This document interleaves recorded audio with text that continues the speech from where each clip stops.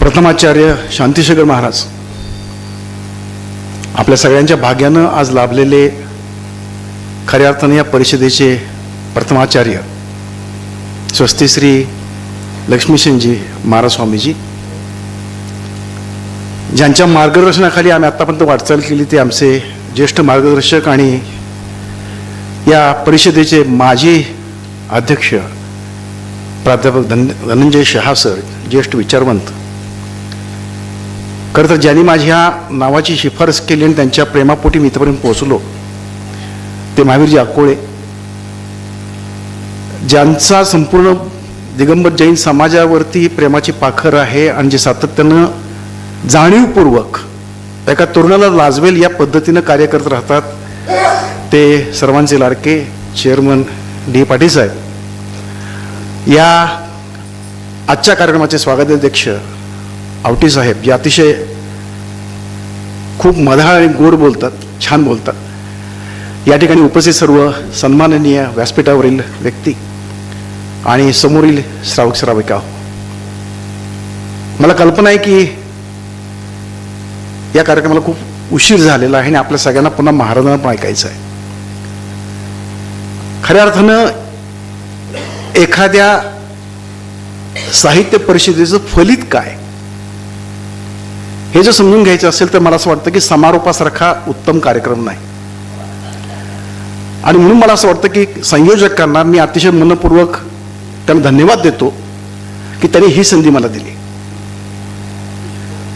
माझा विचार मांडण्यापूर्वी एक विचार, ज्या विचारानं माझ्या विचारांची दिशा बदलली, जो आपल्या सर्वांना परिचित आहे, तो विचार मांडून मी सुरुवात करतो. अनेक वर्षांपूर्वी बारामतीमध्ये तरुण सागर महाराज आले होते. आपण सर्वांनी त्याचा धर्मलाभ घेतला आणि तरुण सागर महाराजांच्या बद्दल बोलत असताना, त्यांच्या स्वागताची तयारी करत असताना त्यांचं एक वाक्य माझ्या डोळ्यासमोर आलं, त्यावेळेला ते खूप प्रसिद्ध झालं होतं. आणि ते वाक्य असं होतं की मुझे भगवान महावीर को चौराहे पे लाना है. त्या काळात मला त्याचा अर्थ समजला नाही, खऱ्या अर्थानं समजला नाही. महाराजांनी त्यांच्या प्रवचनामध्ये अनेक वेळा ते सांगितलं पण की त्यांना काय म्हणायचं आहे. आणि त्यांना हेच सांगायचं होतं की मला भगवान महावीरांना, त्यांच्या विचारांना आता मंदिरामध्ये बंदिस्त करायचं नाही, मला ते बाहेर आणायचं आहे. महाराजजी, मी जवळजवळ गेल्या काही वर्षांमध्ये 16-17 देशांना भेटी दिल्या. मी माझं मोठेपण सांगत नाही, मी त्यातलं वेगळेपण सांगतोय. आणि त्या भेटीमध्ये आवर्जून मी प्रत्येक वेळेला त्या ठिकाणच्या संग्रहालयांना भेट द्यायचो. आणि त्या संग्रहालयामध्ये मला शिलालेख सापडले, ज्यामध्ये हिब्रू होते, रोमन होते, ग्रीक होते, बौद्ध साहित्य होतं. या संपूर्ण प्रवासामध्ये मला कुठेही जैन साहित्य सापडलं नाही. आणि त्यावेळेला माझ्या मनामध्ये एक विचार आला की खऱ्या अर्थानं आपल्याला या परिषदेचं उद्दिष्ट काय असलं पाहिजे, शेवटचं टोक काय असलं पाहिजे. तर या परिषदेचा शेवटचा, कदाचित मी चुकीचं बोलत नसेल तर याचा सुवर्ण महोत्सवी परिषदेचा कार्यक्रम हा अमेरिकेमध्ये झाला पाहिजे असं मला वाटतं. कारण आपण सगळे ज्यांनी आतापर्यंत या धर्माची नौका इथपर्यंत आणली, आम्ही टोकाला पोहोचलोय खरे, पण ही नाव पुढे वळवणारे ती मागची पिढी आहे कुठं. आणि ती जर येणार नसेल तर मग मला म्हणायचं आहे खऱ्या अर्थानं की जैन धर्म आम्ही म्हणतो खरे, जैन फिलॉसॉफी आम्ही म्हणतो खरे, अनेकवाद आम्ही म्हणतो खरे, पण याची उपलब्धी आम्ही जगापर्यंत केली आहे का. आम्ही ज्या मासिकांमध्ये छापतो ती मासिकं किती लोक वाचतात आणि ती किती लोकांच्यापर्यंत पोचली आहे. आम्ही प्रत्येक वेळा परिषदेमध्ये वेगवेगळे विषय देतो, अनेक धर्माचार्यांच्या बद्दल बोलायला सांगतो, जन्मांच्या जैन साहित्याबद्दल बोलायला सांगतो, जैन तत्वज्ञानाबद्दल बोलायला सांगतो. पण एखाद्या, मगाशी बोलता बोलता आमचे सहकारी प्राध्यापक निरंजन शहानी सांगितलं की मी हा एक विषय निवडला फलटणचा. मी निरंजन शहाना असं म्हटलं असतं की निरंजन शहा सर असा विषय निवडा की 1990 पासून 1920 पर्यंत किती जैन परदेशात गेले आणि तिथं त्यांनी व्यवसाय केला, हा विषय घ्या आणि त्यावरती काम करा. याचं कारण असं की आता आपण छोटे राहिलो नाही आहे. आपण जेव्हा आपला विचार करतो, धर्माचा विचार करतो, जेव्हा आपण प्रसाराचा विचार करतो, आपण जगाचा विचार करूया. जोपर्यंत आपण आपला धर्म, आपलं तत्वज्ञान जगापर्यंत नेणार नाही, ते नेमकेपणानं पोचवणार नाही, तोपर्यंत आपला विचार, आपली मतं, आपले संस्कार आणि आपलं तत्वज्ञान कितीही उत्तम दर्जाचं असलं तरी ते इतरांच्यापर्यंत पोचू शकत नाही. आणि म्हणून परिषदेचं फलित काय, तर या परिषदेचं फलित मला असं वाटतं की सर्वांनी मांडलं पाहिजे की आता आमची दृष्टी व्यापक झालेली आहे. आपल्या सर्वांना जैनांचा इतिहास माहिती आहे. सुदैवानं डॉक्टर महावीर कोळी या समोर आहेत आणि मराठी इतिहास प्रसिद्ध उल्लेख झाला आणि त्या उल्लेखामध्ये एक संदर्भ पण असा होता, मला चांगला आठवतंय, आपण त्या व्यक्ती भाष्य केलं होतं की जैन धर्माचा प्रसार का होऊ शकला नाही. आणि त्यावेळेला आपण काही कारण आजची पिढी देखील विश्लेषक कारण देतात की त्या काळामध्ये काही संकेत होते की जैन धर्मीयांनी, त्या काळात असणाऱ्या जे शासक होते, त्यांनी नदी पार करायची नाही हा नियम घेतला आणि आम्ही पाण्याच्या अलीकडे अडकून पडलो. आम्हीच सगळ्यांना सांगायला सुरुवात केली की जैन धर्म अतिशय अवघड, जैन तत्वज्ञान अतिशय कठीण, तुम्हाला समजणार नाही. की समोरच्याने ठरवून घेतलं की यांच्या नादाला लागायला अर्थ नाही आता, आणि हे आमच्या पुरतंच ठेवलं आम्ही. मगाशी मी जो उल्लेख केला की 18 देशांना गेल्यानंतर तिथं इतर देशांची, इतर धर्मांची मला रेफरन्सेस मिळायला लागले, पुस्तकं मिळायला लागली. आमचं जैन तत्वज्ञान तिथं का नव्हतं, कारण ते पोचलंच नाही. आणि जे पोचलं नाही त्याच्यावरती चर्चा नाही, आणि जे चर्चा नाही त्यावर समजून नाही, आणि समजूत नाही म्हणून उगम नाही आणि उमजणं पण नाही.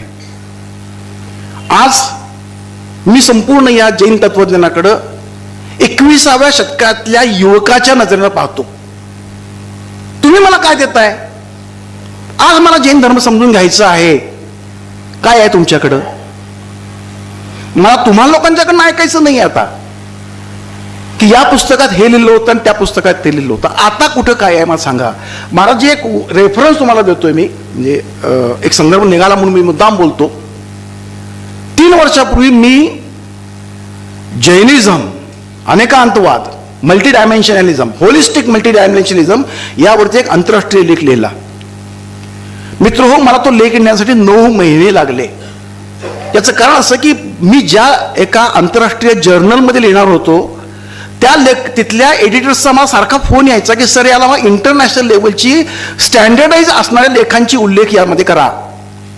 तुम्ही जे उल्लेख करता आहात त्याचा रेफरन्स बाहेर आमच्याकडे नाही. मी त्यांना सांगितलं सर, मी जे लिहितोय हा पहिला लेख आहे, याचा उल्लेख पुढचे लोक करतील, पण हे तुमच्यापर्यंत आलंच पाहिजे आणि तुम्ही ते छापलंच पाहिजे. 20व्या शतकामध्ये आपण जेव्हा वावरतो आहोत तर मला असं वाटतं की आपण एक वेगळ्या खुल्या नजरेनं, उघड्या डोळ्यांनी आपल्या जैन तत्वज्ञानाकडं अत्यंत सम्यक पद्धतीने पाहिलं पाहिजे. का पाहिलं पाहिजे याचं कारण लक्षात घ्या की गेल्या 2000 वर्षामध्ये आणि किंबहुना विज्ञानाचा प्रसार झाल्यानंतर गेल्या जवळजवळ 200 वर्षामध्ये या पृथ्वीच्या पायाखालून खूप पाणी वाहून गेलंय. जगभरातले अनेक धर्म, अनेक पंथ, अनेक वाद, स्यादवाद पुढे आलेले आहेत. कोण मार्क्सिझम आणतंय, कोण कॅमिस्ट्रिझम आणतंय, कोण आणखी मोठा वाद आणतंय. अनेक धर्म पुढे येत आहेत, अनेक विचार पुढे येत आहेत, आणि या विचारांची खंडन बंडनाची चर्चा जगभर सुरू आहे. हे असं नाही की फक्त आपल्या पुरतंच आहे, ही जगभर सुरू आहे. आज भारत देखील, मी एक रेफरन्स म्हणून तुम्हाला देऊ इच्छितो की भारत आपल्या परदेशातल्या अमेरिकनांना आणि त्या लोकांना आपल्या भारतीय संस्कृती किंवा भारतीय तत्त्वज्ञान का समजलं. आपण अभिमान आजही सांगतो की स्वामी विवेकानंदांनी शिकागोमध्ये भाषण केलं आणि ते तिथे उभारले ठामपणे आणि त्यांनी हिंदू संस्कृतीबद्दल बोलले किंवा भारतीय संस्कृतीबद्दल बोलले आणि लोकांना ती समजली. आमच्यातला विवेकानंद कधी जागा होणार, आणि तो कसा जागा होणार? आणि तो 20व्या शतकातल्या ज्याच्या हातामध्ये मोबाईल आहे, ज्याच्या हातामध्ये ज्याच्या डोळ्यासमोर कम्प्युटर आहे, अशा IT मध्ये काम करणाऱ्या विद्यार्थ्याला आणि मुलाला तो ते कधी समजून सांगणार?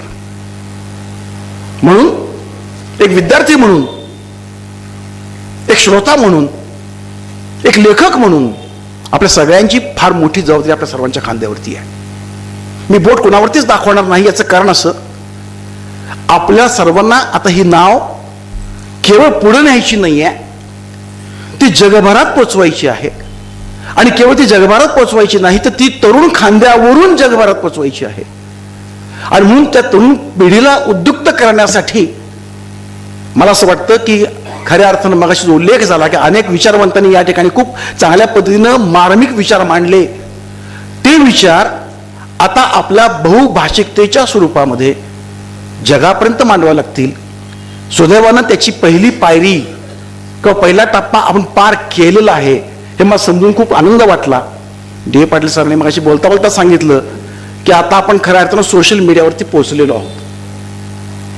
सर, मी एक निमित्तानं सांगू इच्छितो की आपण आता असा टास्क हाताशी घेऊया की आपले असणारे अत्यंत दुर्लभ ग्रंथ जे आहेत, त्यातलं जे तत्वज्ञान आहे, त्यातलं गणित आहे, त्यातलं विज्ञान आहे, त्यातलं समाजकारण आहे, त्यातले विचार आहेत आणि त्यातली समाज व्यवस्था आहे, याची आजच्या भाषेमध्ये आपण अनुवाद करूया, आजच्या भाषेमध्ये रूपांतर करूया.